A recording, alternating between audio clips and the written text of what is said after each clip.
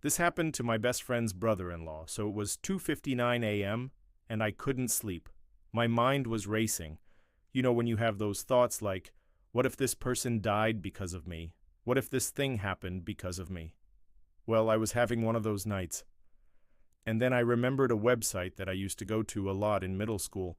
It was all about ghosts and summoning spirits, and there was this one ritual that you could do with a green or black candle and some salt and water, and it was supposed to bring someone close to you who had passed away. Now, even though I'm an atheist now, I still love a good scary story and I hate a missed opportunity, so I thought, well, why not? What do I have to lose? I could use some company. So I got out my phone and searched for the scariest ghost summoning ritual I could find. I found it pretty quickly on a blog called Dark Matters, and honestly, the scarier it was, the better. And I remember when I read this, I thought, holy shit, is this actually gonna work? Like, is this real? But the ritual started simple enough. At exactly 3:00 a.m., I lit a candle and began the dark ritual I found online. I don't remember what time it was where I lived, but I know it was winter and it was nighttime. The first step was to draw a strange symbol on the floor using a mixture of salt and water. It was a pentagram with a circle around it, and then inside the circle it said, "Here lies peace." And then at the top point of the pentagram I put the candle. Then once everything was set up, I began reading the incantation aloud.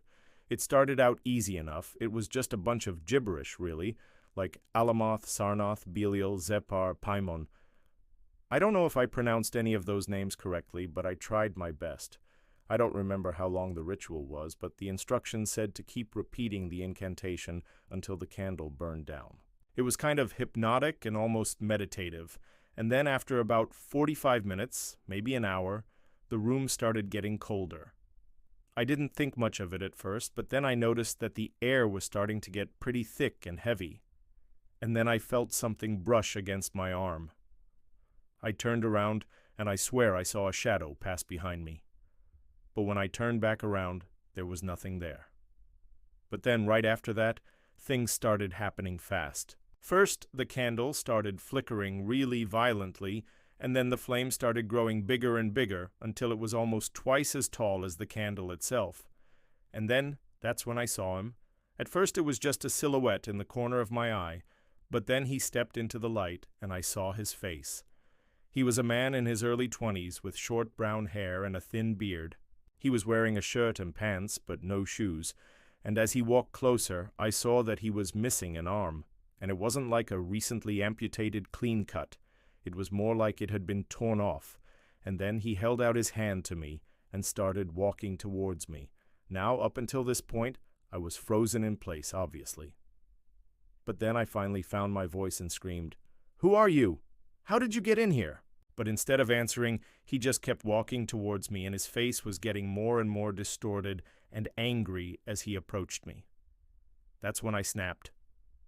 I threw my phone and the candle across the room and ran out of my house without my shirt on in the middle of the night. I don't remember where I went. I think I just kept running until I found myself in some random parking lot. But eventually, I calmed down, and I came back home. And that's when I noticed that the candle had been blown out, but it was still burning. The wax was literally glowing, like it was on fire. And the wick had been completely burnt down, but it was still producing a flame. And I freaked out again and threw some water on it to put it out, and that's when I knew that I had made a mistake. When I got back into my house, I saw that the door to my room was wide open, and the pentagram had been stomped on and destroyed. And then I looked under my bed and in my closet, but I didn't see anything. I don't know how long I spent hiding under my blankets, but eventually I fell asleep. But that was just the beginning, because ever since that day, the candle keeps lighting itself.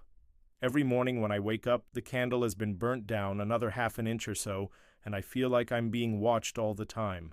Like sometimes I'll be going about my day and I'll catch my reflection in a window or the TV and I'll swear that I'm not alone. Sometimes when I'm typing on my computer, I'll hear footsteps behind me, and when I turn around, no one's there. And sometimes in the middle of the night I'll wake up and I'll swear that I can hear him screaming in pain, and I've tried everything to get rid of him. I've tried throwing salt and pepper over my shoulder. I've tried carrying a silver necklace. I've tried holy water. Nothing seems to work. I don't know what to do.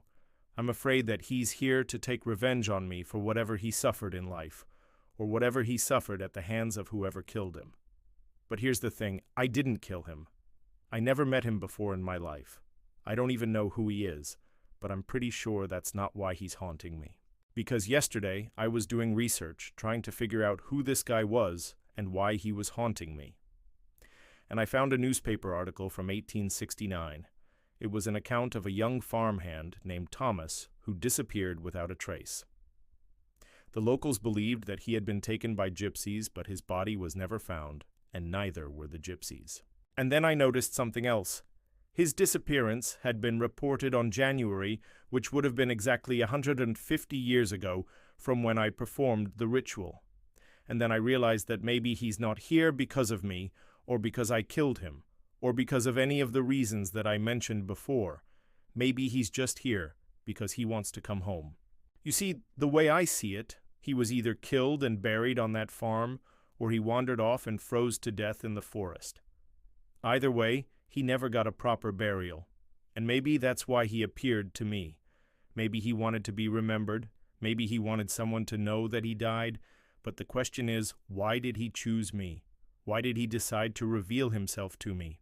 Well, the only clue that I have is that last line he said to me, the line that still haunts me to this day.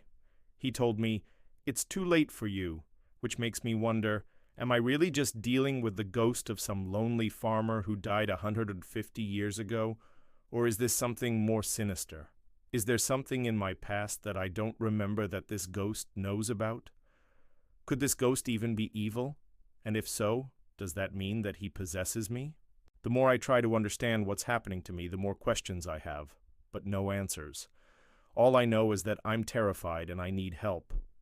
Please, if you know anything about ghosts, please contact me. I need your help. I'm scared that he's here to hurt me. Thank you for listening, and please subscribe.